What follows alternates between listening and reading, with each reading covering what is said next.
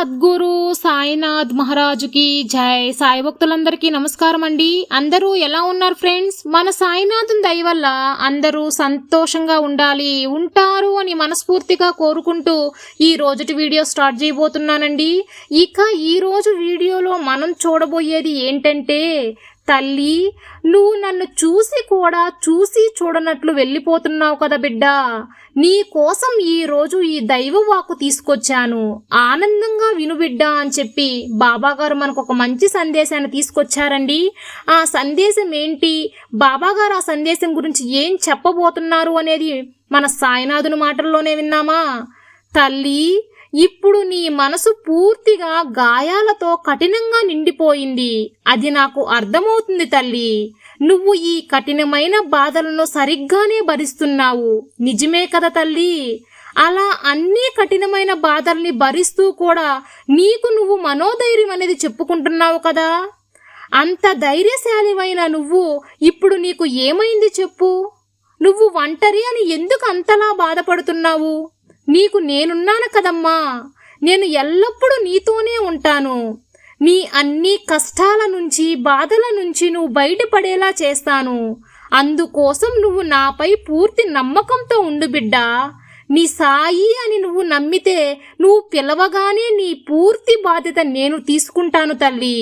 నీ కన్నీటిని తుడిచే వెళ్తాను. ఆ బాధ్యత నాది బిడ్డ.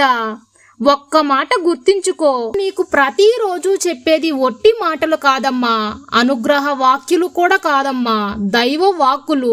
నువ్వు ఈ దైవ వాక్కు శక్తి తెలియకుండా భయపడుతున్నావు. నన్ను పూజించి స్మరించే వారికి ఎప్పుడూ నేను కాపలాగా ఉంటాను తల్లి.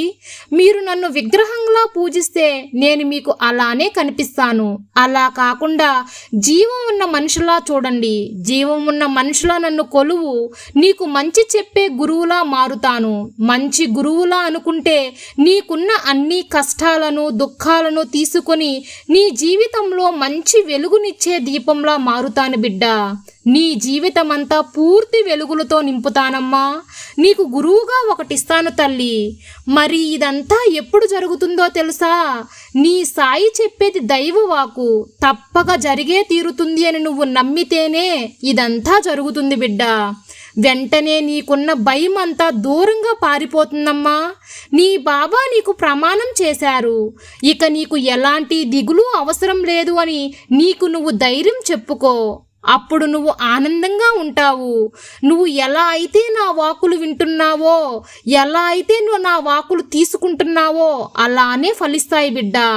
అసలు బాబా నాకు మంచి చేస్తారా, అసలు నాకు ఏం చెయ్యలేదే అనుకుంటే నేను మాత్రం ఏం చేయగలను చెప్పు?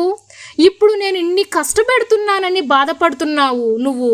ఆ కష్టం నిన్ను అత్యంత ఎత్తులో నిలబెడుతుంది అని గుర్తించుకో అమ్మా. వెంటనే బాధపడుతున్నాను, బాధలు వస్తున్నాయి అంటే దానికి అర్థం ఏంటో తెలుసా తల్లి? త్వరలోనే నువ్వు అంతులేని ఆనందాన్ని పొందబోతున్నావు అన్న విషయం గుర్తించుకో. ఒకటి చెప్పనా, నన్ను నువ్వు కలిసినప్పుడు నీ బాధల సగం తగ్గిపోయాయి తల్లి. ఇక నువ్వు నన్ను నమ్మడం మొదలు పెట్టగానే నీకు అంతా మంచి కాలం ప్రారంభమైనట్లే. దగ్గర శరణాగతి పొందినప్పుడే నీకు నేను నీ కష్టాలను వేళ్లతో సహా పీకివేస్తాను. ఇప్పుడు నువ్వు నా బాబా ఇస్తున్నది కేవలం కొన్ని కర్మఫలాలు మాత్రమే. ఏదో ఒక రోజు నా ఈ మాటలు దైవవాకులా చేరుతాయి బిడ్డ. ఇక నీకు మంచి కాలం ఆరంభమైనది అని తెలుసుకో. అనుకున్న వెంటనే అందరూ నా ఈ మాటలు వినలేరు కదమ్మా. కానీ నా ఈ వాక్కును వింటున్నావు అంటే అదంతా దైవాజ్ఞతో నేను నీ ఈ మాటలు నువ్వు వినగలుగుతున్నావు బిడ్డ. అతి త్వరలోనే నీకు ఒక బహుమతి కూడా అందిస్తాను. అతి త్వరలో నీ కన్నీరును కష్టాలను పోగొట్టి నీకు ఆనందాన్ని ఇచ్చే బహుమతులు ఇస్తాను. నువ్వు నా దగ్గర కోరే కోరికలన్నీ న్యాయమైనవే. అయితే అది నీకు తెలుస్తుంది తల్లి. వాటన్నిటిని నేను తప్పకుండా తీరుస్తాను అని తెలుస్తుంది. ధైర్యంగా ఉండు. ఈ రోజు నుంచి నీ జీవితంలో కొన్ని మార్పులు కల్పిస్తాను. వాటిని కొద్దిగా గమనిస్తూ ఉండు బిడ్డ. వాటన్నిటిని నేను తీరుస్తాను కదా.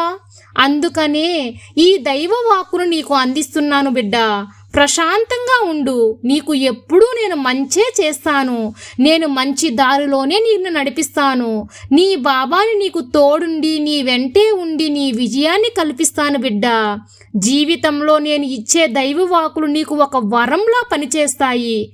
ప్రతి మాట కూడా నీకు ధైర్యాన్ని అలాగే నీకు విజయాన్ని కల్పించే మార్గంలో నడిపిస్తాయి. కాబట్టి తప్పకుండా ఇది విను తల్లి, నమ్మకంతో విను. నీకు అంతా మంచిగా జరుగుతుంది బిడ్డ.